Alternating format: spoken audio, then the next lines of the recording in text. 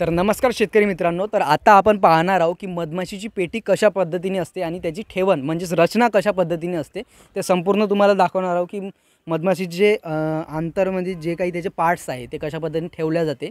तर ते आता आपण या व्हिडिओमध्ये पाहणार आहोत। तर चला तर आता मी तुम्हाला दाखवतो की मधमाशीची पेटी जी आहे ती कशा पद्धतीने ठेवली जाते। तर आता इथे पाहू शकता हा आहे तळपाट, म्हणजे याच्यावर आपली जे पेटी आहे ते आपली याच्यावर राहते। तर आता हे आपल्याला सर्वप्रथम हे खाली राहते, त्याच्यानंतर हे येते आपलं ब्रूड चेंबर। ब्रूड चेंबरमध्ये या ठिकाणी मधमाशाचे जे काही अंडी, लार्वा, पिलं आणि मध पण याच्यामध्ये साठवलेलं असते। पण मध आपण याच्यामधून सहसा काढत नाही, कारण ते त्यांच्या पिल्लं आणि अंडी आणि पिल्ल्यासाठी याच्यामध्ये मध साठवलेलं असते, ते आपण काढायचं नसते। तर हे आपल्याला अशा पद्धतीने ठेवलं। त्याच्यानंतर आपल्यामध्ये ह्या अशा फ्रेमा असतात, या फ्रेमाला म्हणतो आपण ब्रूड फ्रेम। म्हणजे याच्यामध्ये मधमाशींची पोळी असतात आणि त्याच्यामध्ये मधमाशीची अंडी टाकतात। जी राणी माशी आहे ती त्याच्यामध्ये अंडी टाकते। याच्यामध्ये पोलन पण असते, पोलन प्लस मध हे पण याच्यामध्ये साठवलेलं असते। पण मध आपण याच्यातलं काढत नाही, हे त्यांच्या पिल्ल्यांसाठी याच्यामध्ये त्यांच्या खाण्यासाठी हे साठवलेलं असते। तर याच्यामध्ये अशा 8 फ्रेमा याच्यामध्ये ह्या अशा ठेवलेल्या असतात। पाहू शकता हे अशा पद्धतीने आपल्याला ठेवायचे आहे। तर हे अशा पद्धतीने आपल्याला 8 फ्रेमा आपल्याला अशा ठेवून घ्यायच्या आहे।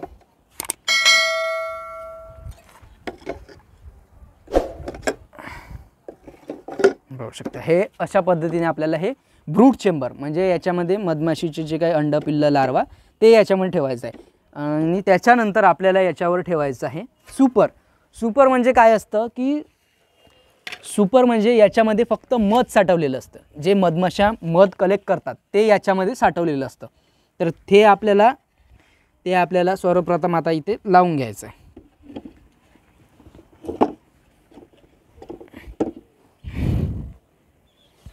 अशा पद्धतीने आपल्याला इथं लावून घ्यायचं आहे। हे अशा पद्धतीने इथं ठेवायचं आहे। आणि हे लावायचं कधी, जेव्हा आपल्याकडं कॉलनीतली संख्या माशांची जास्त असेल आणि आपल्याकडे फ्लोरा चांगला असेल तेव्हा आपल्याला हे लावायचं आहे, जेणेकरून मधमाशा याच्यामध्ये मध साठवतील। तर याच्या फ्रेम कशा पद्धतीच्या असतात आता पाहू आपण। तर ह्या आहे सुपरच्या फ्रेम। सुपरच्या मध्ये याच्यामध्ये फक्त मध साठवलेलं असते, याच्यामध्ये मधमाशीची अंडी, लार्वा, पिल्लं याच्यामध्ये काहीच नसतात, याच्यामध्ये फक्त मध साठवलेले। हे अशा प्रकारची फ्रेम असते, ती आपल्याला अशा पद्धतीने याच्यामध्ये ठेवायची असते। याच्यामध्ये पण 8 फ्रेमा असतात, त्या आपल्याला अशा ठेवायच्या याच्यामध्ये।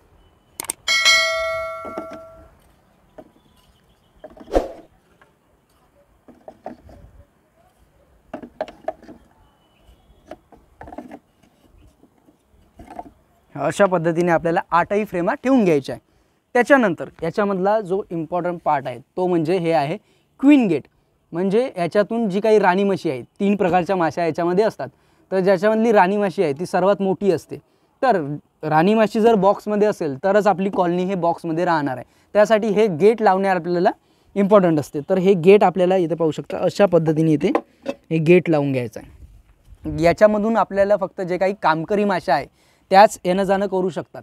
त्यामुळे काय होतं की कामकरी माशा बाहेर जाऊन मध कलेक्ट करतात आणि या ठिकाणी जातात, त्यामध्ये राणी माशी निघू शकत नाही। जर राणी माशी जर याच्यातून निघाली तर काय होईल की आपली पूर्ण कॉलनीच तिच्या मागे चालली जाईल। त्याच्यामुळे हे लावणं आपल्याला कंपल्सरी आहे। त्याच्यानंतर आपल्याला काय करायचं आहे, हे आहे आच्छादन म्हणजे इनर कवर। इनर कवर कशासाठी लावत असतो आपण की त्यांना प्रोडक्शन व्हावं किंवा त्यांना हवा जाण्यासाठी ते आपण ठेवलेलं असते। त्याच्यानंतर आपलं आहे हे वरचं अप्पर कवर। अप्पर कवर आपण कशासाठी, त्यांना ऊन, वारा, पाऊस याच्यापासून बचाव करण्यासाठी हे लावत असतो। तर त्याच्यानंतर आपल्याला हे अशा पद्धतीने लावून घ्यायचं आहे। हे अशा पद्धतीने लावून घ्यायचं आहे।